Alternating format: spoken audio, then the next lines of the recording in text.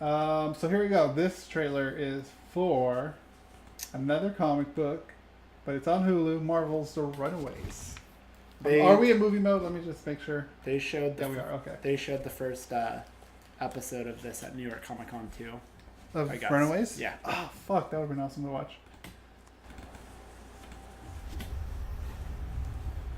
Kids that know you when you're young, no one will ever know you like that again. Don't give up on that.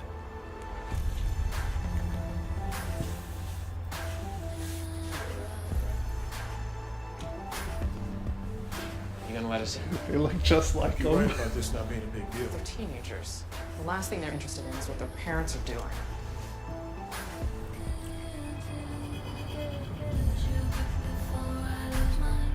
It's time. Where are they? Why is my mom's purse here?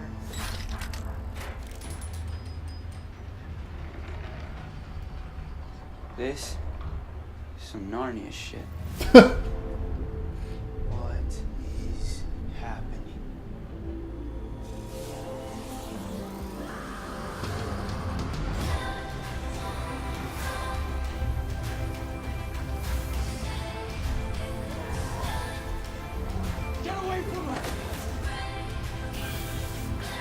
You don't have to hide who you really are.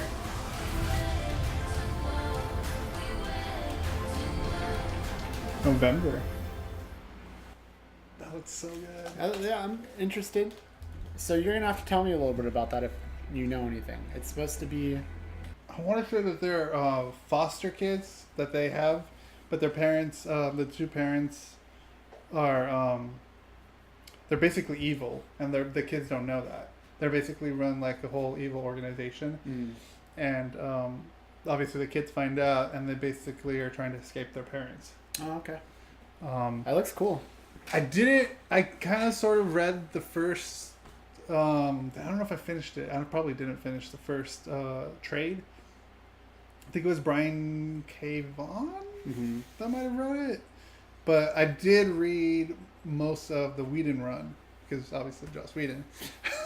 What a surprise! What a surprise!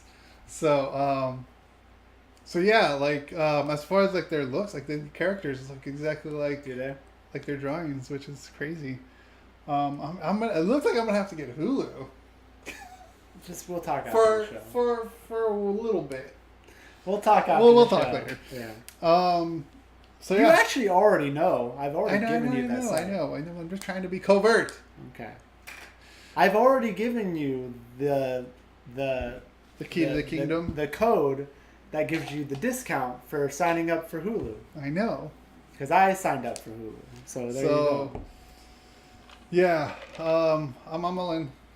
That's cool. There's a lot of good stuff. things coming out right now. TV, it's so interesting. That's why I think this it's funny how Want another drink? yeah, it's funny how much TV is evolving. I know we've talked about it a lot, but we really are finally hitting that period where you can just kind of almost pick and choose what you want to watch. You know, like you've got things like Hulu and Netflix that are basically curating their own schedule and original programming to where you aren't depending on what's on TV. And like what is on TV now, like there's so many options to be able to get that stuff without having a box in your house, you know, without like paying a company. It's Yeah. insane. Like it's just insane. Like, you know, DirecTV has DirecTV Now, which is literally like you have no box, you have no dish, you have nothing. It's just like it's on your phone and it This is works really with good. Chromecast. Yeah, it is good. And it's not just them. Like there's Sling, there's PlayStation View, there's all kinds of stuff.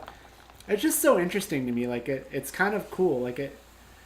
I like this idea of almost like a company or a channel, for example. You know, like so Hulu and Netflix, like they're companies, but you could almost look at it like it's a channel. It's like they're curating the programming, you know, like, and yeah, like a lot of networks do that, but there's a lot of filler. You know what I mean? Like, but these companies are coming out and like putting money into these high quality TV shows and getting so many of them to the point where it's like, whoa, like your whole lineup is high quality. I'm not watching some random soap opera or some random whatever the fuck at the 1:30 in the afternoon hour because you have nothing else to put on TV. It's just really interesting. Like, I don't know. I like it. It's There's a lot of content out in the world now. I like we're it. getting some quality content other Yeah. than Like not good content. at the same time, there's stuff that I miss about appointment television too. Like, I know I've talked about. I don't miss appointment television at all, but now since I've cut the cable and I have to watch everything live for like Arrow and Flash and all that, like I have to get back to I have to get used to doing that again.